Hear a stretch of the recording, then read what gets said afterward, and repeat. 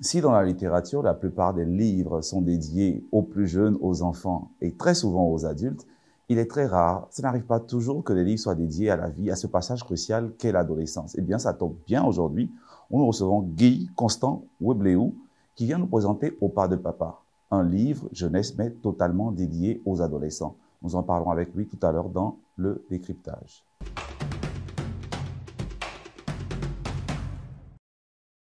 Au pas de papa, Guy Constant Webléou, a-t-on raison de dire que c'est un récit pour adolescents?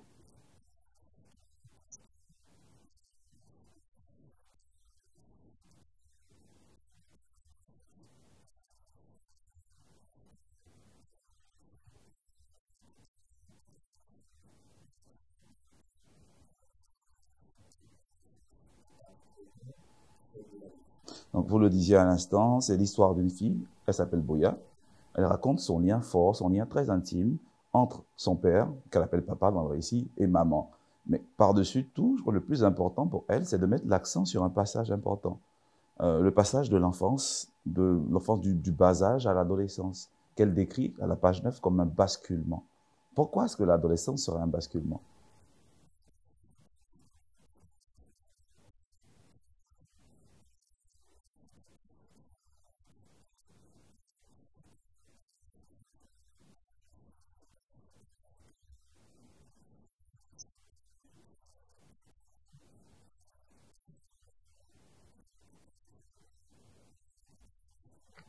Je lis l'extrait de la page 9 assez rapidement pour que les lecteurs comprennent. Elle dit, Boya, comme la vie m'avait gâté, tout était en couleur autour de moi.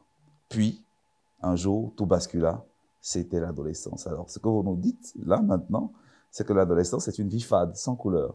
L'enfance, bah, évidemment, tout est coloré, tout est beau, et dans l'adolescence, il n'y a pas de couleur du tout.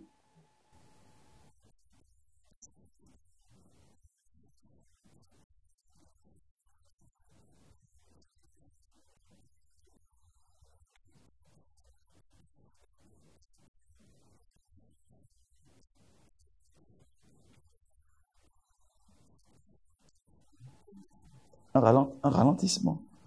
C'est pas le contraire, plutôt? Est-ce que dans l'adolescence, on n'accélère pas, on ne court pas vers son épanouissement, puisque après l'adolescence, on passe à l'âge adulte?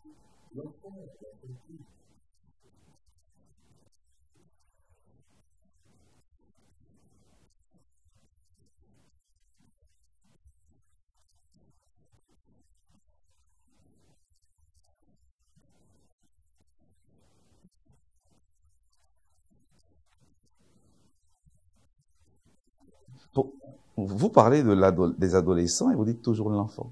Pourquoi pas l'adolescent?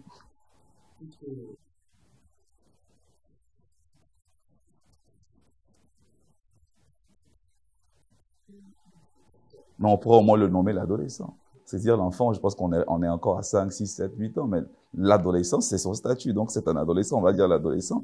Alors pour vous, alors cet adolescent voit le monde sans couleur, le monde est fade.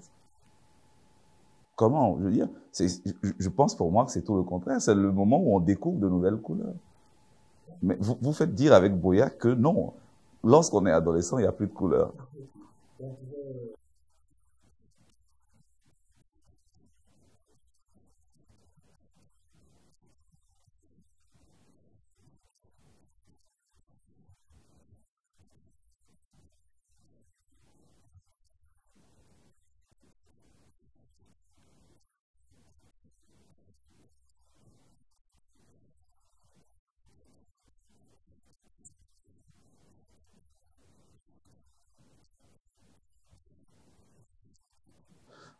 Vous parliez à l'instant de perception philosophique, et le père également, il parle du complexe d'Oedipe pour expliquer la rivalité que Boya entretient avec sa mère. Mais dès le moment où il se sert de cet exemple, peut-on encore dire que cette rivalité, elle est sans fondement, qu'elle n'a pas d'origine, qu'elle ne peut pas s'expliquer par quelque chose? C'est ça le sans fondement finalement.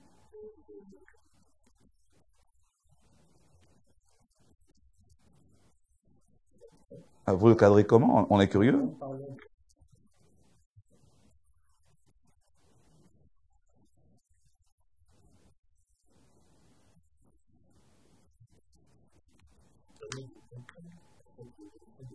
Donc, de donner le fondement de la rivalité.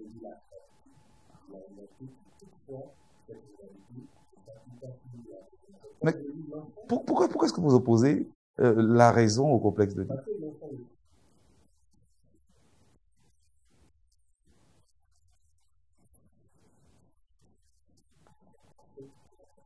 C'est pas parce qu'elles sont ce n'est pas parce qu'elles sont inconscientes qu'elles s'éloignent du rationnel.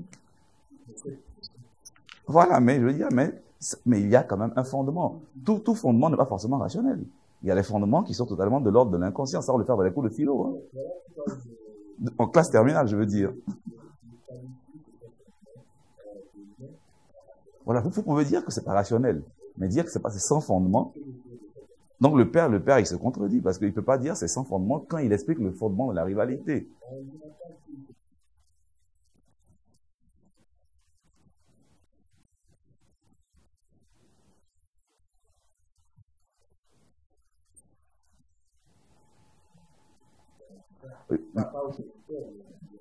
Plus simple. Ascendante, ça veut dire quoi, ascendante?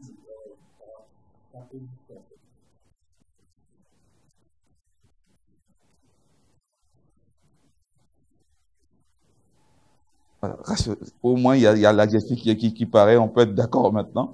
Alors, dans ce récit, étrangement, il y a papa, il y a maman. Pourtant, le titre, c'est au pas de papa. Pourquoi? Où maman est-elle passée ici?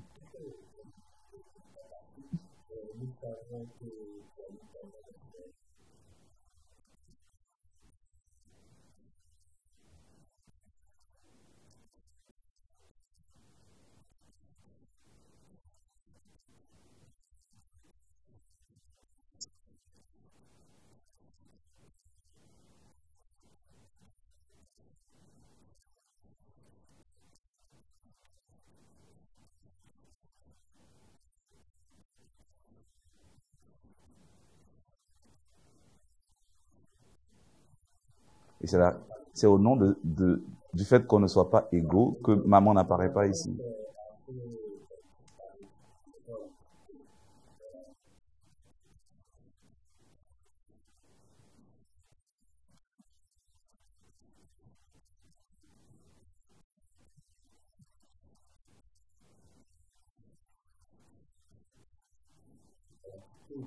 Vous ne répondez pas clairement à la question. Je pense que vous tournez autour du pot Guéhi Wobléou. Pourquoi il n'y a pas maman? Parce que papa est plus important que maman?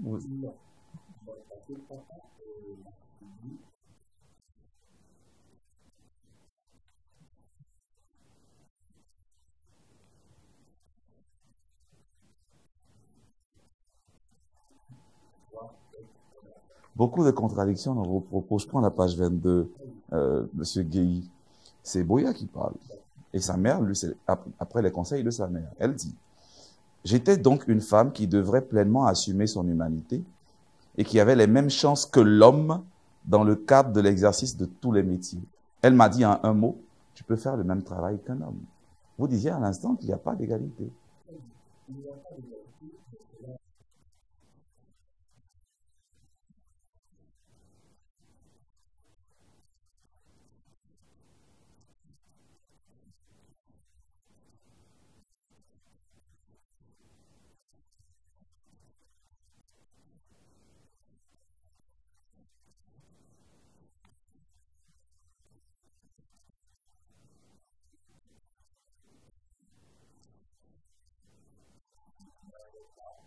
Pourtant, elle n'apparaît pas dans le titre, au pas de papa et de maman. Et pourtant, il y a un chapitre entier qui lui est dédié où elle donne des conseils à sa fille en lui disant, nous sommes tous pareils, nous sommes égaux. Et pourtant, M. Guéhi, qui semble nous dire, non, nous ne sommes pas tous égaux. Papa est le pilier, maman se reconnaît en papa.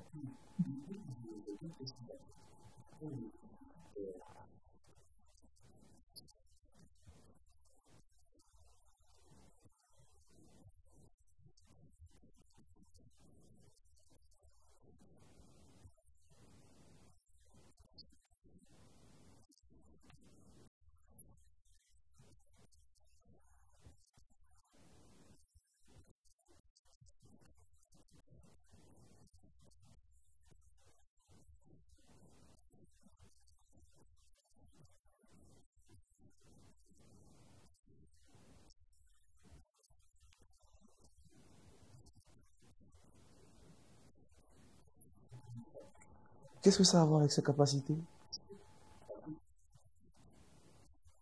De nombreuses femmes travaillent pendant cette période qui peut être parfois douloureuse, qu'elle est menstruée. Les femmes enseignent, elles conduisent, elles vont au travail. Rares sont les femmes, à moins qu'elles soient atteintes d'endométriose, qui est une maladie, c'est difficile pendant cette période, mais pas toutes.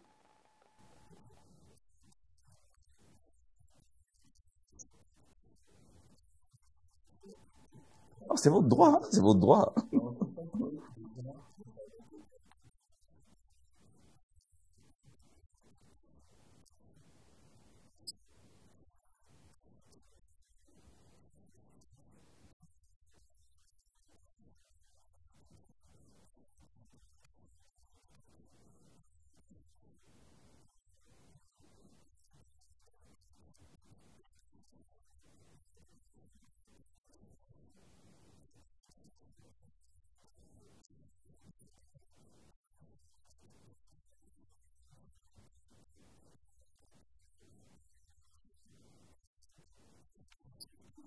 Monsieur Guéhi, de nombreuses femmes pendant cette période travaillent, elles font des efforts, elles vivent, elles s'occupent de leurs enfants, à moins que ce ne soit douloureux, ce n'est pas tout le temps douloureux, ça ne réduit pas leur capacité. Mais je vous redonne la parole en pas longtemps avec le lecteur qui a une question à vous poser, l'instant lecteur. Bonjour, cher auteur. Moi, c'est Marie-Nicole Quadio. Après lecture de votre œuvre, j'aimerais savoir pourquoi avez-vous choisi le titre Au pas de papa. Merci.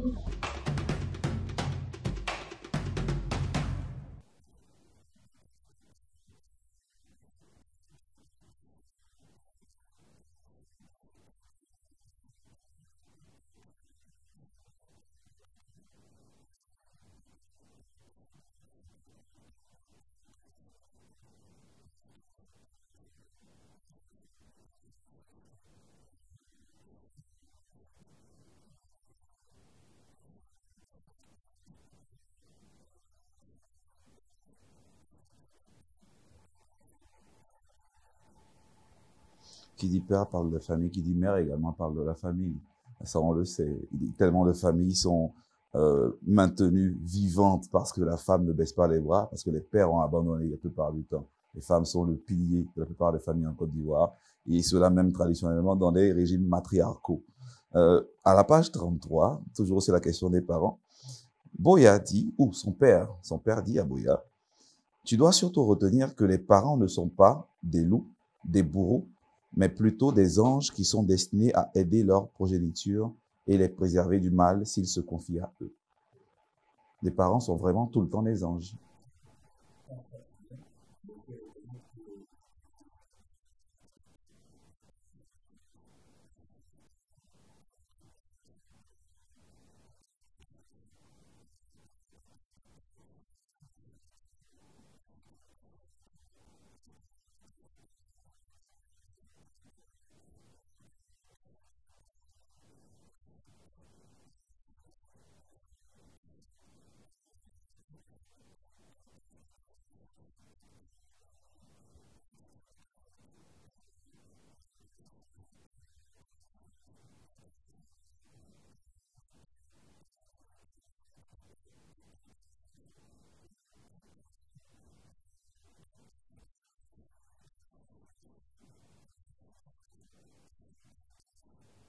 Je suis un lecteur, un adolescent, je suis chez moi à la maison. Je lis, en revanche, le diable, son monde et son attrait les amènent à voir autrement les parents. Je tourne la page et le glossaire me dit que le diable dont vous parlez, c'est un être qu'on ne voit pas. C'est le diable biblique que vous décrivez ici.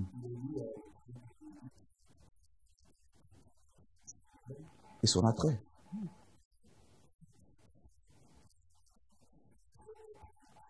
Ah, ok.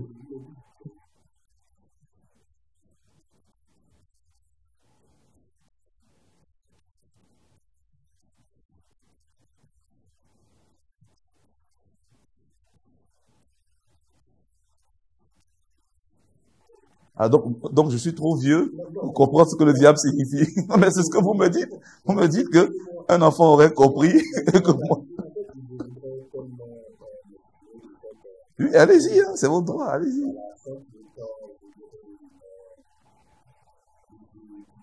Oui.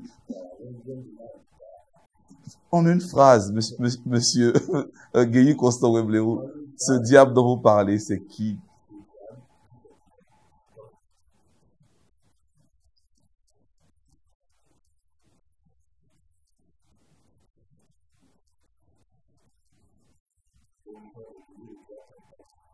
Pas de référence faite à votre propre glossaire. Hein. Oui.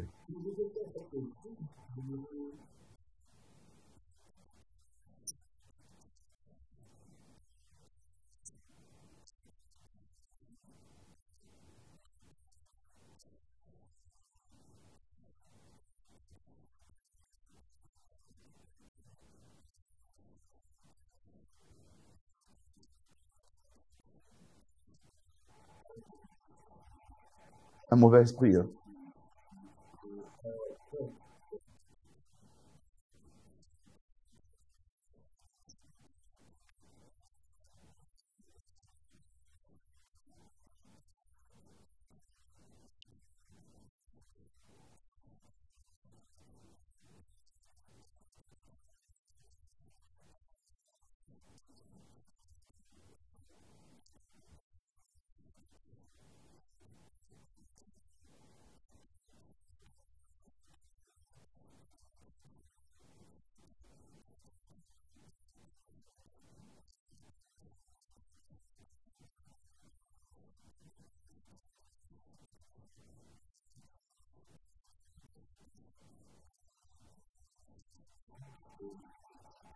Guéhi Constant Weblero, on va pas se perdre, on va juste retenir, et je pense que pour tous les écrivains qui auront à utiliser un glossaire, que le glossaire, c'est simplement la définition des mots utilisés dans leur texte. Il faut s'assurer, surtout avec des adolescents, des jeunes, que les sens que l'on donne à ces mots soient clairement ceux qu'on veut dire.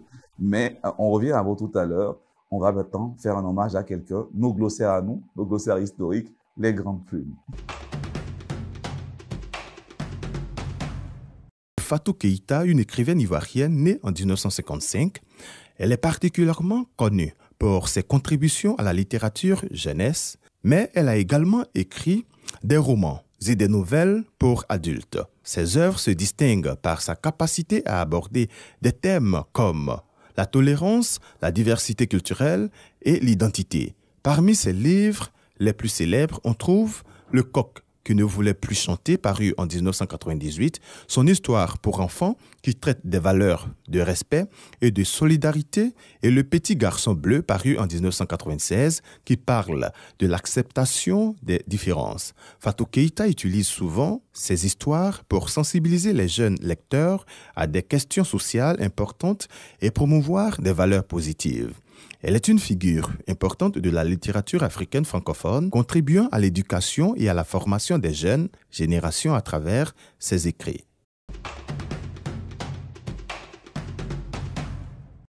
Fatou Keïta, brillante écrivaine ivoirienne dont aucun lecteur, aucune lectrice d'ailleurs, ne s'est remise de son fameux Rebelle, mais également auteur de littérature jeunesse et adolescent également. Vous l'avez déjà lu, j'imagine, Fatou Keïta.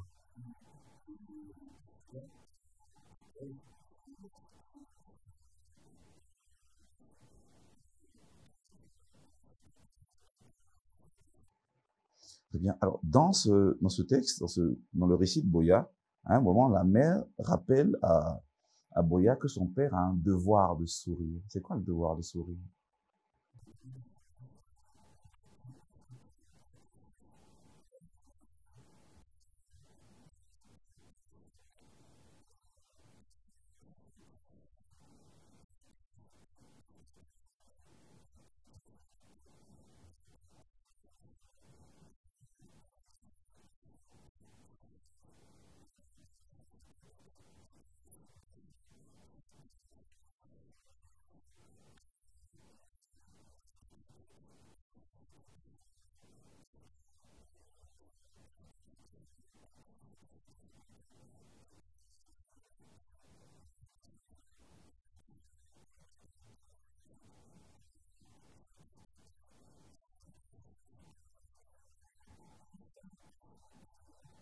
Alors, pour vous, une famille repose sur le père. Pour certains, comme moi, une famille repose sur le père et la mère. Et les rôles ne sont pas genrés. Mais c'est ma position. On ne s'oppose pas forcément. Non, il n'y a pas d'opposition. C'est pour ça qu'on dit au pas de papa, pas au pas des parents. Certainement pour ça, parce qu'ils font une personne qui vous a inspiré, qui vous a donné envie de vous essayer à la littérature, d'entrer en littérature avec ce premier livre. Est-ce qu'il y a des auteurs en particulier? Est-ce qu'il y a un désir? Il y a une situation en particulière qui vous a donné envie de vous jeter en littérature, de vous lancer en littérature?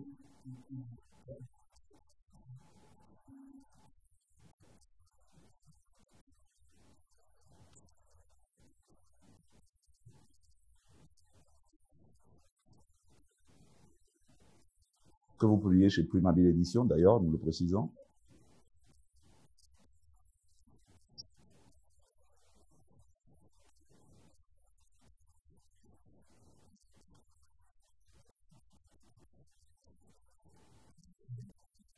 Oh, certainement, oui.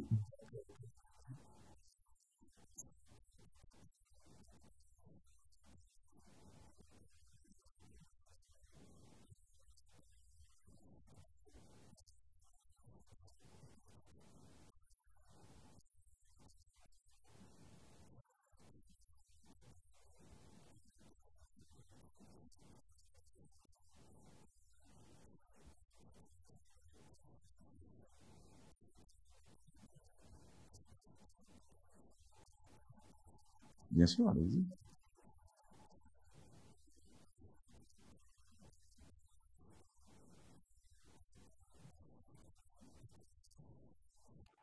À travers cette première œuvre que vous dédiez aux adolescents, dernière question, pourquoi les adolescents en particulier?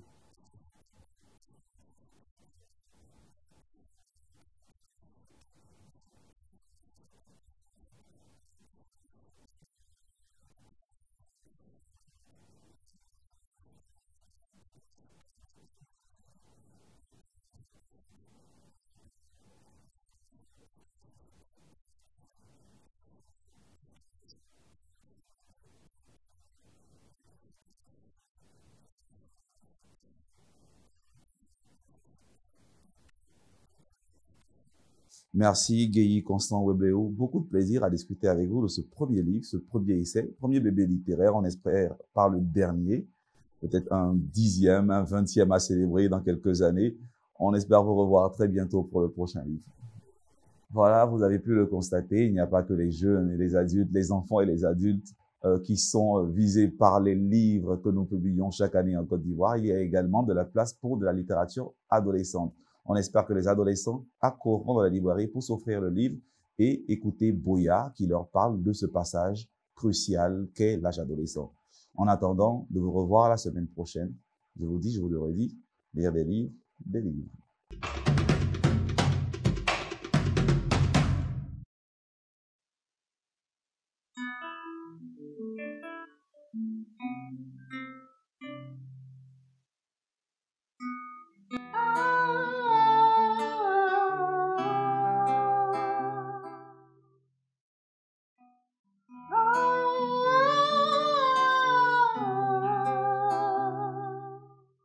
J'ai essayé de recoudre les morceaux de ton nom, de marcher les pieds nus dans notre passé si profond.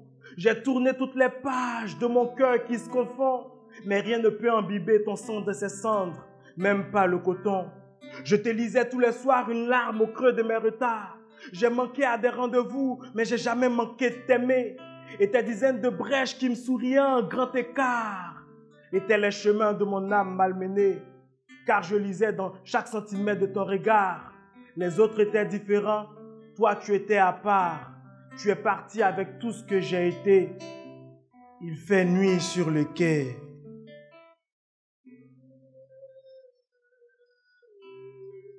Tu étais mon futur, mon présent et puis mon enfance. Quand je te revoyais, je voyais papa et son adolescence. Tu savais me raconter mon enfance, mes cris, mes crises et mes caprices. Me raconter mes plus grandes bêtises et mes cicatrices. Tu savais me raconter les flux des sables remplis de mes pas. Tu savais caresser mes souvenirs, allonger mes bras. J'ai plus de coups pour regarder en arrière. Le soleil est venu trop bas pour être une lumière. En portrait comme en paysage, je te voyais du même amour. Tu es parti avec une partie de ce poème, une partie de moi pour toujours. Tu es parti avec tout ce que j'ai été. Il fait nuit sur le quai.